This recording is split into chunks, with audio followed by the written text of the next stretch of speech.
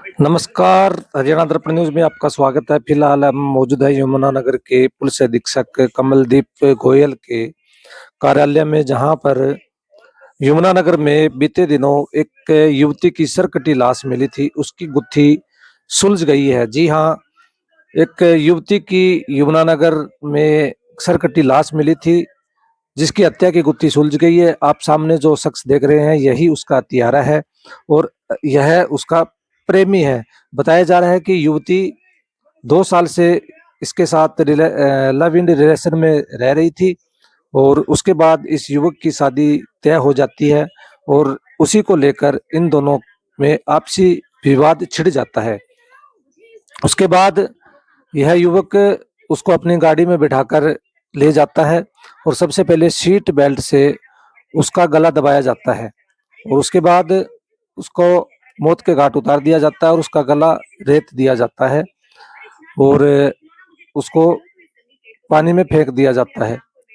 अब सीआईए 2 यमुनानगर ने इसे गिरफ्तार कर लिया है और आगे की पूछताछ जारी है। सुनते हैं पुलिस अधीक्षक कमलदीप गोयल जी है से। कि 7 दिसंबर को प्रतापनगर थाना क्षेत्र में जो गांव बहादुरगढ़ है उसका जो रिवेन्यू एरिया है उसके अंदर जो हमारी मुख्य सड़क है जो यहाँ से पोंटा साहब को जाती है, तो उस सड़क से लगभग 20 मीटर की दूरी पे एक युवती की लाश बरामद हुई थी। तो इंटरेस्टिंग बात यह है कि उस युवती का जो सिर नहीं था, सिर्फ धड़ पुलिस को मिला था। तो प्रथम दृष्टया बिल्कुल साफ लग रहा था कि इस युवती का मर्डर किया गया। युवती के शरीर पे सिर्फ जो अपर इनर वियर्स है उसको छोड़ के कोई कपड़ा भी नहीं था। तो ये एक अपराध जिसको हम कहेंगे कि बहुत ही गंभीर था, जघन्य था और संवेदनशील भी था। तो इसको देखते हुए हमने तुरंत प्रभाव से एक एसआईटी कॉन्स्टिट्यूट की, जिसकी अगुवाई जो डीएसपी रजत गुलिया वो कर रहे थे और इसमें हमारी जो सीआईए की दोनों टीम्स भी थी और जो थाना प्रभारी थे वो भी थे। तो इसमें जो पुलिस के सामने मुख्य चुनौती थी वो थी इस लाश की आइडेंटिटी। जो पूरे हरियाणा में जितने भी थाने हैं हमारे या आसपास के जितने राज्य है, हिमाचल प्रदेश है, चंडीगढ़ है, उत्तराखंड है, उत्तर प्रदेश है, तो आसपास के राज्यों के जो साथ लगते जिले हैं उनमें भी हमारा लगातार संपर्क चल रहा था कि कहीं इस युवती की कोई गुमशुदगी की खबर हो।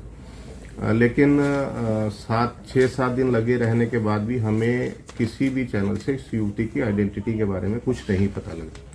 लेकिन हमारे सामने ये भी चैलेंज था कि अगर आइडेंटिटी ना भी एस्टेब्लिश होती है, कोई हमसे संपर्क नहीं भी करता इस युवती के बारे में, तो भी हम जो हमारे पास पुलिस के पास एक टेक्निकल इन्वेस्टिगेशन के टूल्स रहते हैं, तो उसको इस्तेमाल करके हम इस केस को ट्रेस करें।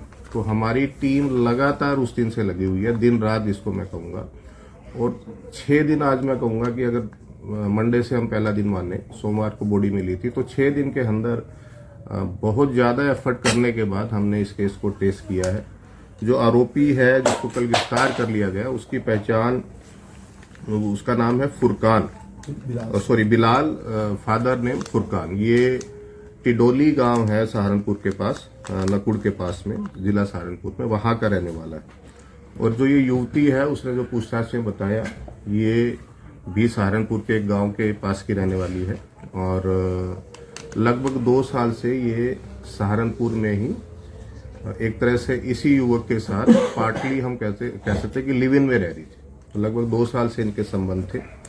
ये युवक जो है, इसकी कल शादी होने वाली, आज कहूँगा कि आज शादी, जब कल हमने गिरफ्तार किया था तो आज इसकी शादी होने वाली थी और ये युवती इस पर प्रेशर कर रही थी कि आप मुझसे शादी करो। तो इसको डर था कि कहीं ये इसके घर पे जाके बात ना बता दे, इसकी शादी ना खराब हो जाए, तो इसने एक प्लान बनाया इसको मर्डर करने का। तो जो 6 तारीख है उसको ये रात को लगभग 8 बजे सहारनपुर से इस युवती को लेके चला। तो इसका प्लान फिर ये उस दिन ये पहले अपना पोंटा भी गया दिन के अंदर। वहाँ इसने कोई रूम को भी देखने को तलाश करने की कोशिश की जहाँ पे ये इस हत्याकांड को अंजाम दे सके। लेकिन रास्ते में इसने बहादुरपुर जो गांव आता है वहाँ पे ये कार में बैठे थे दोनों, तो ये किसी बहाने से पिछली सीट पे चला गया और उसने जो सीट बेल्ट है वो खोल दी। युवती इसके साथ वाली सीट पे थी, जो कंडक्टर सीट जिसको हम बोलते हैं। तो इसने सीट बेल्ट को ठीक करने के बहाने से खोला सीट बेल्ट को और उसी सीट बेल्ट से इसका गला घोटा। तो फिर लगभग आधा किलोमीटर आगे जाके इसने बॉडी को गाड़ी से उतारा और जहां पे बॉडी मिली है वहीं पे इसने उसका गला रेता। और इसमें इसका जो उद्देश्य था इसका गला रेत के और इसका सर कहीं और फेंकने का, वो ये था कि ताकि युवती की पहचान ना उसकी, और पहचान छुपाने के लिए उसने उसके कपड़े भी उतार के सिर के साथ ही कहीं और फेंक। तो अभी आज हम 8 दिन का इसका पुलिस का रिमांड माननीय न्यायालय से अनुरोध करेंगे कि इसका हमें पुलिस रिमांड मिले, ताकि जो सिर है, जो वेपन इसमें इस्तेमाल हुआ है, और भी जो तकनीकी साक्ष्य है या ऐसे जितने भी साक्ष्य जो इस अपराध को कनेक्ट कर सके अदालत के अंदर हम इस केस को प्रूव कर पाए, वो सारी कड़ी दर कड़ी हम इसको जोड़ने की पूरी कोशिश करें।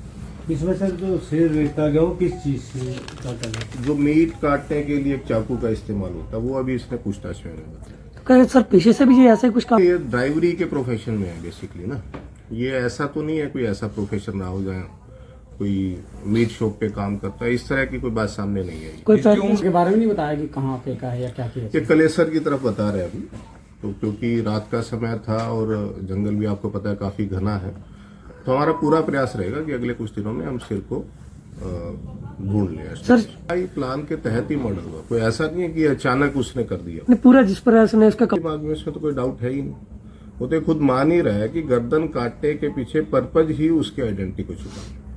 इसमें एक और बात है, क्योंकि लड़की 2 साल से सहारनपुर में रह रही थी, कहीं ना कहीं अपने परिवार से भी अलग है, तो उसको ये था कि हो सकता है इसकी गुमशुदगी की सूचना भी कोई ना दे। तो ये तो हम वैसे थाने के रिकॉर्ड में चेक करेंगे कि इसकी गुमशुदगी की रिपोर्ट दर्ज की गई है नहीं, बट इसकी संभावना काफी कम है क्योंकि अकेली रहती थी और परिवार से इसका लिंक नहीं था।